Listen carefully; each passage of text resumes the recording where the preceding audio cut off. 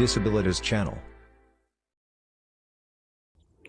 Halo semuanya, selamat datang kembali di Disabilitas Channel bersama saya Nisa. Oh ya, sebelumnya mohon maaf ya, karena saya udah lama banget gak bikin video karena ya ada kesibukan suatu dan lain hal.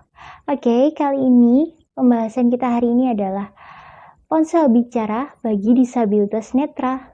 Oke, di zaman sekarang ini aku rasa ponsel itu sudah menjadi kebutuhan yang wajib ya, entah bagi teman-teman yang non-disabilitas ataupun disabilitas, termasuk juga disabilitas netra.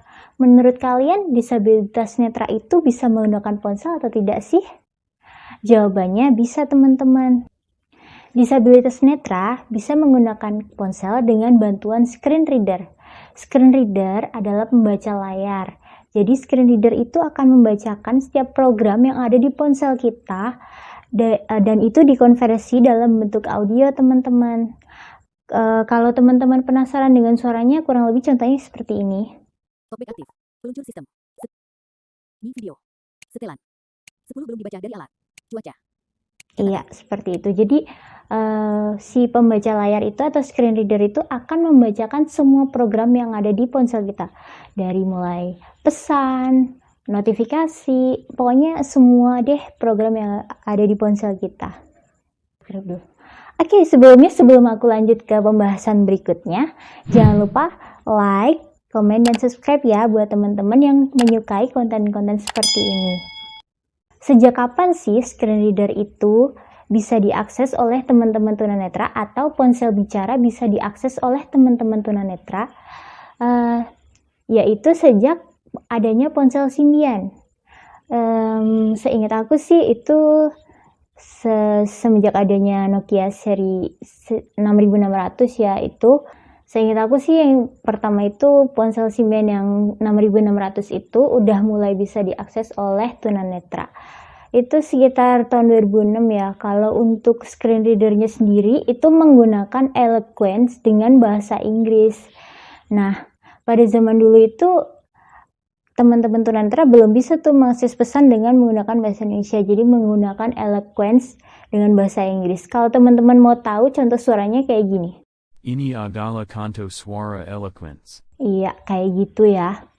Jadi kalau bahasa Inggris itu ya kayak gitu deh. Mungkin ada beberapa yang mengerti atau juga yang enggak. Tapi sih kebanyakan sih mereka udah mulai bisa beradaptasi.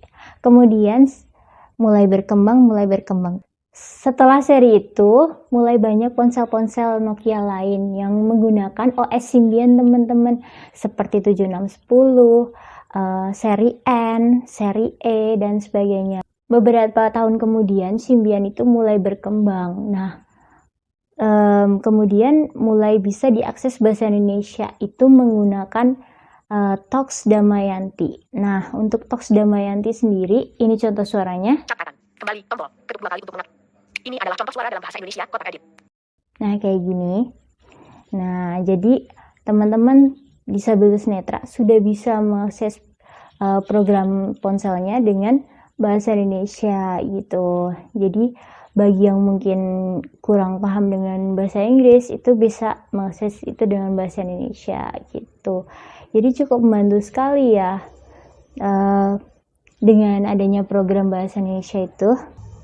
Nah, setelah Symbian itu mulai nggak diproduksi lagi atau Nokia udah mulai nggak eksis lagi di Indonesia lebih tepatnya, itu tunanetra mulai beradaptasi atau berkenalan dengan Android. Nah, tunanetra mulai menggunakan Android itu di seri Android Jelly Bean 3 kalau nggak salah ya. Nah, di situ menggunakan Google Talkback. Kalau untuk ponsel Symbian itu screen readernya bernama Talks, kalau Android itu bernama Google Talkback. Untuk fungsinya kurang lebih sama ya. Itu jadi harus ditambahkan software tambahan berupa Eloquence atau Damayanti. Ya senyamannya teman-teman aja sih. Ada yang lebih nyaman menggunakan Eloquence, ada juga yang lebih nyaman menggunakan Damayanti gitu.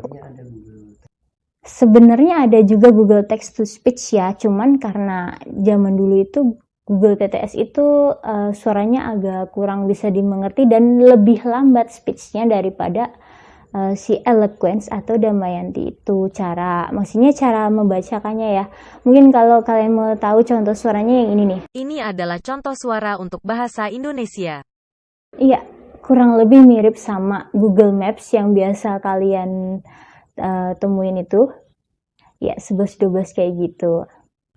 Pada awalnya, tidak semua ponsel Android itu akses dengan tunanetra. Mungkin nggak semua merek, contohnya itu akses dengan TalkBack ya, karena mungkin TalkBack itu juga masih baru atau seperti apa, UI-nya juga masih baru, semuanya masih butuh adaptasi gitu.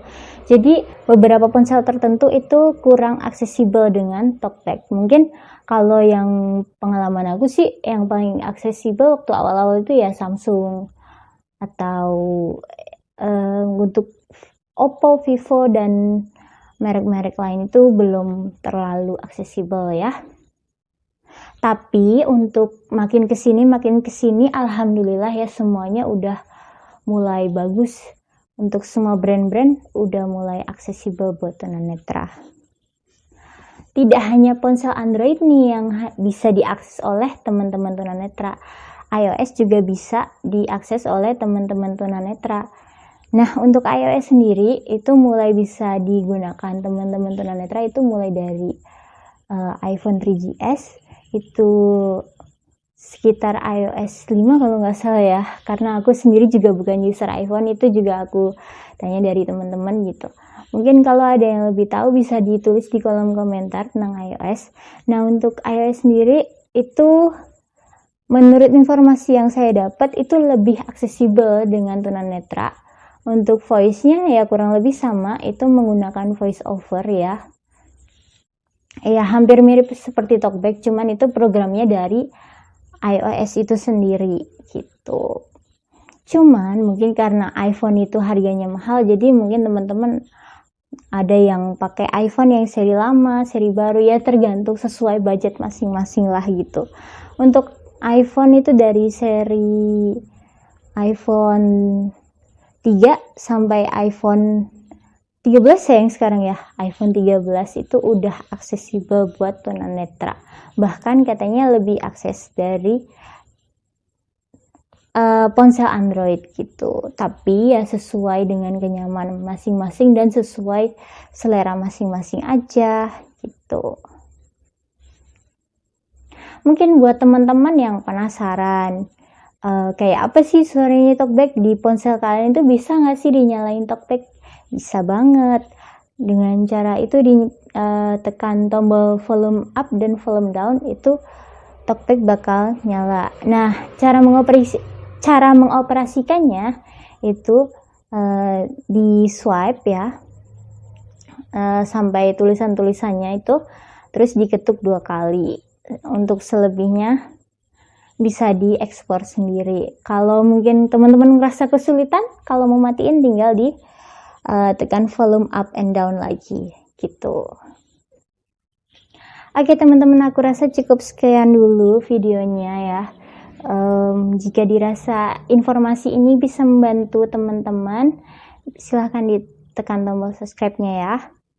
Dan jangan lupa tulis juga di kolom komentar video apa lagi yang mau dibikin. Mungkin kalian punya ide-ide tertentu, silahkan tulis aja di kolom komentar ya. Oke semuanya, sampai jumpa di video berikutnya dan salam disabilitas.